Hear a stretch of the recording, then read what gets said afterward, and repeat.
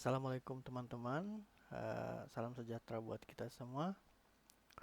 Kali ini saya akan mempresentasikan tentang sistem administrasi dan data rekam medik ya yang saya rancang untuk klinik X ya. Oke, kita ke gambaran umumnya dahulu. Jadi diilustrasikan ya pada klinik Xavier. Saya namakan Xavier di sini. Klinik X ya. Ada sistem administrasi dan data rekam medik untuk pasien, yaitu sebagai berikut ketentuannya. Jika seorang pasien ingin berobat, memeriksakan kesehatannya kepada dokter, sebelumnya pasien harus mendaftar ulang dulu, menyerahkan kartu pasien ke bagian administrasi. Tapi bagi pasien yang baru, yang belum punya kartu berobat, belum punya kartu pasien, dia harus mendaftar dulu registrasi ke pintu awal, begitu. Yang kedua, setelah daftar ulang pasien, menunggu di waiting room sampai bagian administrasi mempersilakan pasien masuk ke ruang pemeriksaan untuk diperiksa oleh dokter. Jadi dokter nanti memeriksa pasien, terus hasilnya dan diagnosanya juga catatan resepnya yang isinya obat-obatan bisa diberikan ke pasien. Setelah itu catatan dari dokter yang berisi diagnosa dan resep tadi juga bisa disimpan di bagian administrasi, jadi untuk dimasukkan ke data pasien tersebut. Yang terakhir, data-data pasien tersebut nantinya bisa digunakan untuk pemeriksaan lebih lanjut kalau pasiennya kembali berobat ke klinik tersebut. Jadi flowchart yang saya rancang akan nampak seperti ini ya. Jadi mulai start, ditanyakan dulu apakah pasien baru atau sudah pernah berobat di sini. Kalau pasien baru harus input data pasien baru, terus harus disimpan di sistem, mencetak kartu pasien, dan terus proses pendaftaran ulang pasien. Tapi kalau bukan pasien baru bisa langsung skip ke proses pendaftaran ulang pasien. Setelah itu pasien tersebut menunggu di waiting room, menunggu dipanggil oleh administratornya, dan kemudian ketika dipanggil akan ada pemeriksaan oleh dokter. Dokter mengupload setelah selesai ya, selesai diperiksa, dikasih diagnosa, dikasih resep, dokter bisa update datanya ke administrator tadi, terus bisa di print dan dikasih ke pasien, dan selanjutnya ke proses pembayaran. Dan selesai, flowchartnya selesai sampai di situ. Kemudian kita lihat analisa rancangannya. Nah, permasalahan-permasalahan terkait analisa rancangan ini dapat diselesaikan dengan komputerisasi, yaitu sebagai berikut. Jadi yang bisa diselesaikan masalahnya secara digital, ada berkas manual yang menumpuk, harus dapatkan perlakuan khusus dalam menjaganya. Jadi kita kalau sudah digital sudah gampang untuk mengorganisasi berkas-berkas, tidak lagi ada yang hilang atau tercecer dan lain-lain. Jadi permasalahan kedua adalah mencari berkas lama memakan waktu yang sangat lama. Jadi kalau sudah digitalisasi akan gampang ya untuk mencarinya, tinggal klik search bar atau masukkan nomor pasien, bisa langsung dapat berkas-berkas lamanya. Yang ketiga, data pasien sering hilang sehingga pendataan riwayat berobat sering tidak update. Jadi pasien kadang-kadang ditanya mana kartu pasiennya sudah hilang gitu. Jadi kalau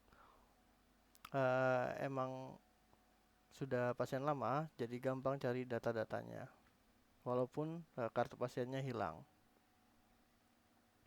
Kerja di bagian administrasi sangat berat dan sering terjadi human error ya, salah satu dampak buruk pekerjaan manual ya. Human error sangat banyak terjadi, apalagi kalau sudah capek bekerja 8 jam sehari. Jadi itu tadi masalah-masalah yang dapat diselesaikan dengan digitalisasi rekam medis ya. Selanjutnya kita masuk ke user requirement.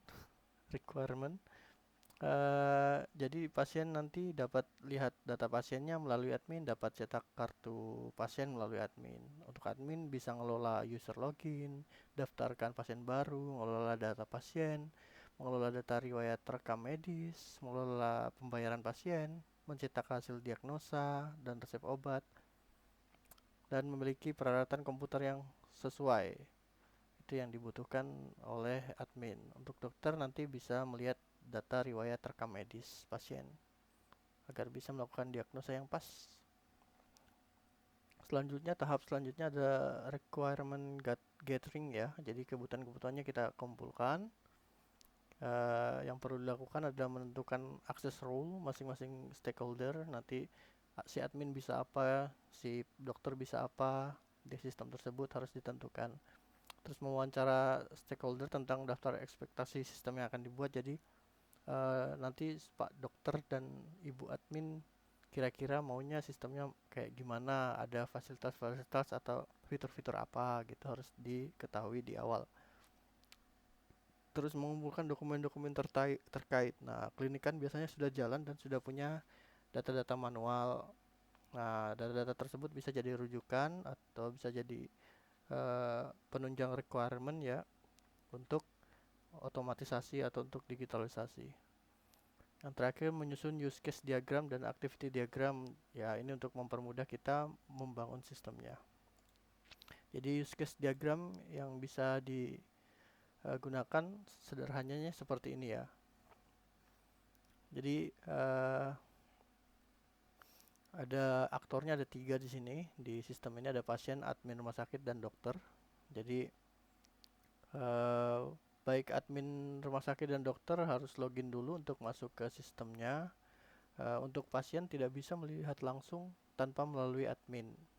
Jadi ada beberapa activity yang bisa dilakukan ya, ada mengelola user login, mendaftarkan pasien baru, mencetak kartu pasien, melihat daftar pasien, merubah riwayat pasien, tambah diagnosa dan resep, mencetak diagnosa dan resep, mengelola pembayaran pasien.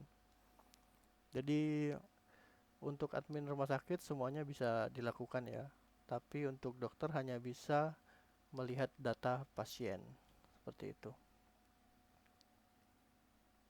Selanjutnya untuk use case diagram. Nah, masing-masing aktor tadi bisa melakukan hal-hal seperti yang ada di tabel use case ini. Jadi admin dan dokter harus login.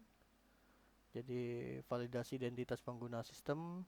Terus admin bisa mengelola user login, tambah user baru, atau admin baru misalnya, atau dokter baru. Nah, admin juga bisa mendaftarkan pasien baru, mencetak kartu pasien, melihat data pasien. Dokter pun bisa melihat data pasien karena dibutuhkan untuk diagnosa lebih lanjut kalau misalnya pasiennya pasien lama ya.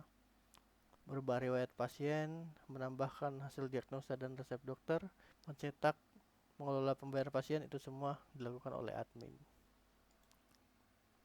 Untuk activity diagramnya bisa dilihat seperti yang ada di presentasi.